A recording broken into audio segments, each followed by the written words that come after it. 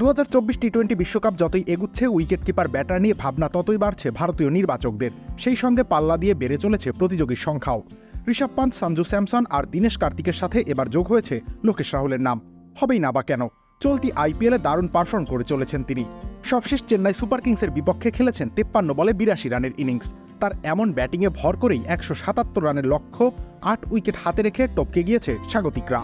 বাধা হয়ে দাঁড়াতে পারেনি টাইগার পেসার মুস্তাফিজুর রহমানও। 1 উইকেট পেলেও 4 ওভারে 43 রান খরচ করেছেন তিনি।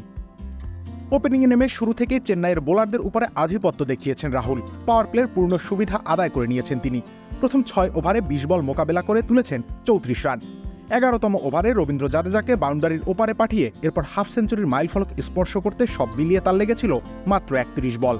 সে সময় ম্যাচের নিয়ন্ত্রণ পেয়ে গিয়েছিল লখনৌ। তবুও বাড়তি কিছু করার চেষ্টা করেননি এই ডানহাতি। হিসেবে ক্রিকেট খেলেছেন, প্রয়োজন মতো বাউন্ডারি আদায় করে জয়ের সমীকরণকে সহজ করেছেন ক্রমাগত। শেষ দিকে যখন আউট হন তিনি প্রত্যাশিত 2 পয়েন্ট তখন একেবারে হাত ছোঁয়া দূরত্বে। অধিনায়ক হিসেবে নিজের কাজটা দারুণভাবেই করেছেন এই উইকেট রক্ষক। সামনে থেকে নেতৃত্ব দিয়ে যাচ্ছেন ধারাবাহিকভাবে। যদিও টপ অর্ডার ব্যাটার হওয়ায় বিশ্বকাপ স্কোয়াডে তার জায়গা নিশ্চিত নয়। রোহিত শর্মা, বিরাট কোহলিরা তো আছেনই।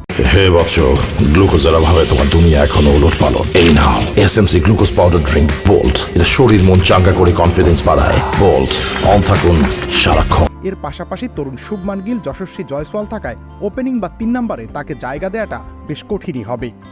তবুও লোকেশ রাহুল লড়াই করতে ভোলেন না। শতভাগ দিয়ে খেলছেন লখনৌর জার্সিতে। চলমান আইপিএলে এখন পর্যন্ত 286 রান করেছেন। টুর্নামেন্টের 4র্থ সেরা ব্যাটার তিনি। ভারতের আকাশী নীল জার্সি গায়ে জড়ালেও নিশ্চয়ই এভাবে সৌরভ ছড়াতে দেখা যাবে তাকে। সেই সুযোগ পান কিনা সেটি এখন দেখার বিষয়। রবিউল ইসলাম রনি, খেলা 71।